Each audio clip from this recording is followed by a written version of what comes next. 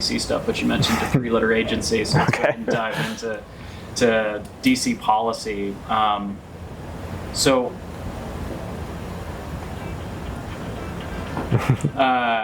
going to try and put this in a way that doesn't make it such a hot-button question, but so in your opinion, in your assessment, like how do government policies impact startups, and more, can you share some examples of where policy has helped or hurt venture-backed companies?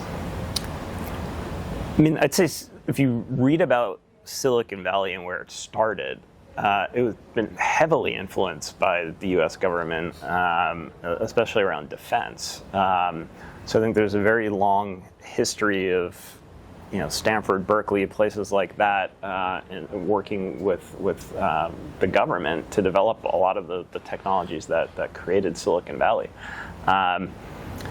I think a lot of that kind of disappeared or wasn't as obvious for a long time, like around the internet and even mobile and other areas.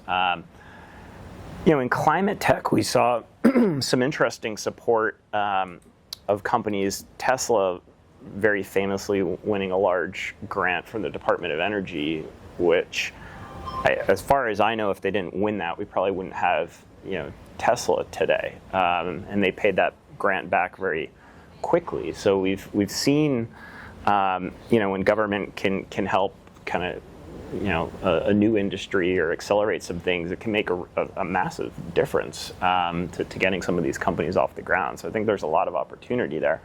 I think what's hard for entrepreneurs, and I don't like to invest in companies that are totally reliant on that.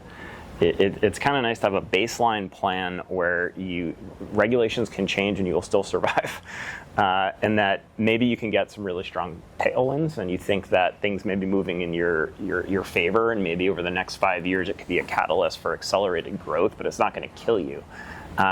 Same thing the other way. You don't want to be in an area where if regulations change, it's just going to create massive headwinds for you. So it's hard. I'd say it's part of the reason why we build portfolios and invest in a bunch of companies. You can have these changes in DC that can really accelerate some companies in the portfolio, and tariffs or other things could come up that could cause real problems for other ones. For entrepreneurs, it can make or break their companies. So I'd say we do need to pay a decent amount of attention to what's happening in DC, because I do think it impacts venture-backed companies. To